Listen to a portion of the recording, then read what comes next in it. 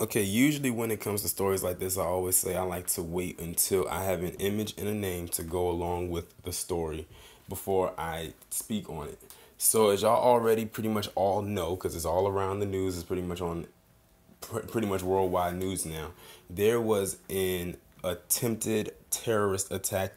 Those are their words, at the Port Authority bus terminal in New York, where this man that you can see right here, his name is Akied Ullah, attempted to set off a pipe bomb in that terminal, which would have killed many people.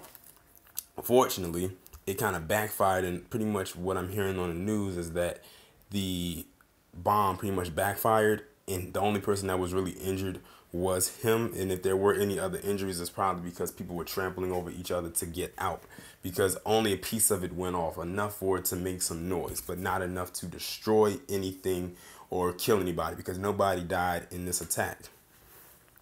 It says that he's 27 years old and he is from Brooklyn, New York. And of course, with his name and his image, they're going to say that he's a part of ISIS. And of course, when they said that this was labeled a terrorist attack, that's what Mayor Bill de Blasio said. I already knew it couldn't have been a white guy, because they don't label that terrorist label onto them at all, even though many of them have committed terrorist-like attacks on people in the past and going forward into the future. I was listening to a video that Lowcaste had did earlier prior to me doing this one, and he basically said that something that I didn't really catch until after he said it. He said it's amazing how excuse me, how they can get on the news and tell people to just go back to work, everything will be fine, this, that, and the third. And then it dawned on me. I noticed when it comes to situations like this, they love to try to desensitize the crowd and making it seem like this is absolutely normal. Now, remember what happened back on Halloween earlier this year, where you had this guy who mowed down these people in a stolen truck, and they called that an act of terrorism. And of course, we knew it was the same type of guy like this guy is here.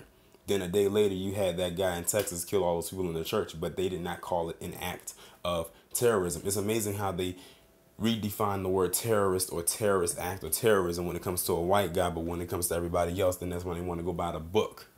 And even then, sometimes it really doesn't add up or define what terrorism is.